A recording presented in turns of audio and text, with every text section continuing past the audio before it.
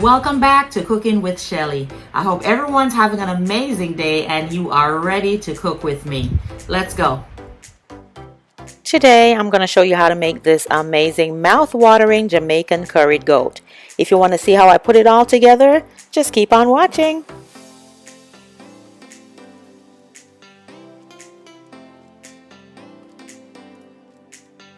Here are the items that you will need for this recipe.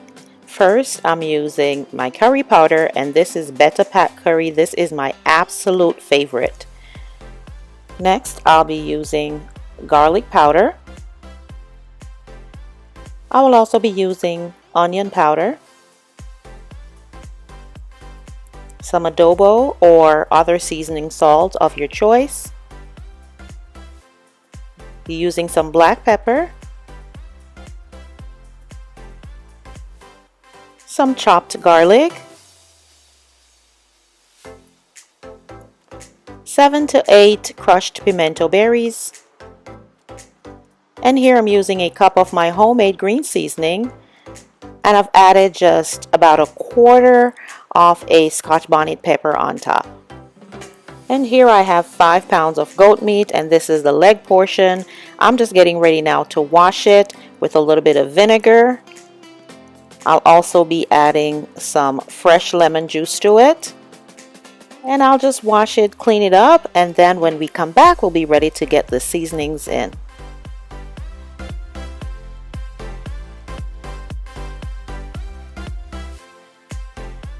Now that our meat is all nice and clean, let's start the seasoning process. First, I'm going to add a tablespoon of powdered garlic.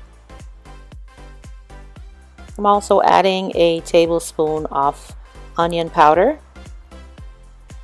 1 tablespoon of adobo seasoning or any seasoning salt of your choice, and then I'm going to add 1 tablespoon of chopped garlic. Next, I'm adding a small piece of ginger, and if you don't have ginger in this form, you can use minced ginger. I'm also going to add 1 teaspoon of black pepper. I'm adding my 7 to 8 crushed pimento berries. And here I'll be adding 2 tablespoons of my curry powder. Next, I'll be adding a cup of my green seasonings, and I've added, like I stated earlier, a few pieces of my Scotch bonnet pepper.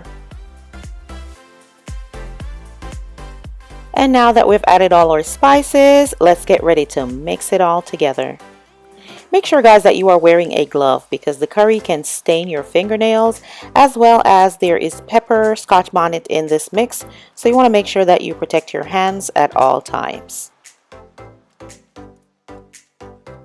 And after massaging all those spices in this beautiful meat, this is what it looks like. Now what we're going to do is we're going to cover it and leave it overnight or for at least 2 hours before cooking so that it can be properly marinated. After marinating our goat for 24 hours, we are ready to start the cooking process. I'll be adding 2 tablespoons of oil into my Dutch pot, and then I'll start adding the meat in piece by piece just so that I can get them leveled at the bottom of the pot so they can braise for a little bit.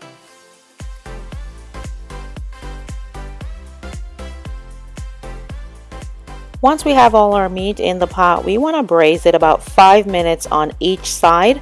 So after this side is done, we're going to check it, and then we're going to start to turn the meats over or flipping them, and we're basically braising them because we want to seal that flavor in.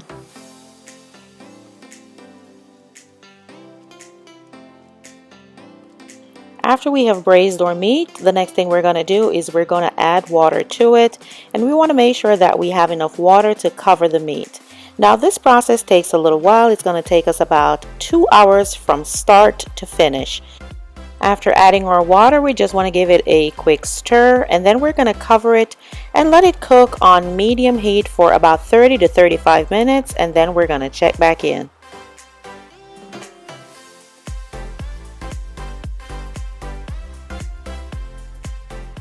Here we are at the 35-minute mark, and we can see that the water has reduced a great deal, but our meat is still not yet tender, so we're going to recover and continue to cook it for another 45 minutes.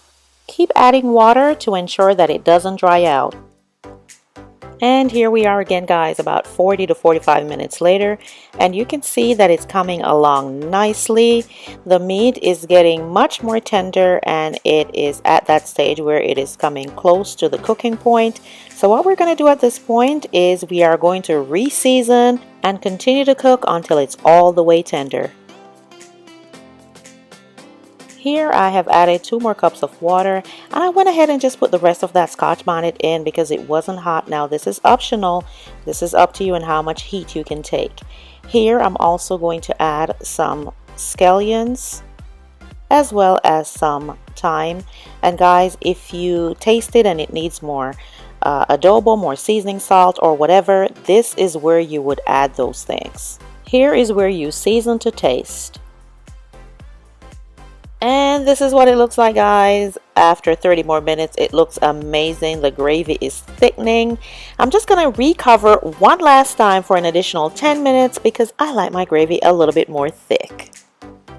At this point, you also want to turn your stove down to low. And finally, guys, we're at the end. Just take a look at that. Look at that gravy. Look how thick and yummy it is. Oh my goodness, it smells amazing. Let's go ahead and plate it so we can eat.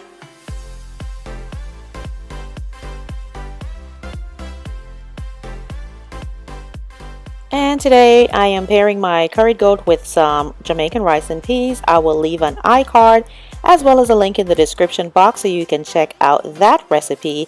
And on the side I just have a little bit of potato salad. Now you can have this also with white rice or any rice of your choice. And that is all I have for you today, guys. Thank you so much for joining me. I truly do appreciate you coming and checking out this recipe. Please leave me a comment below and let me know how you like it.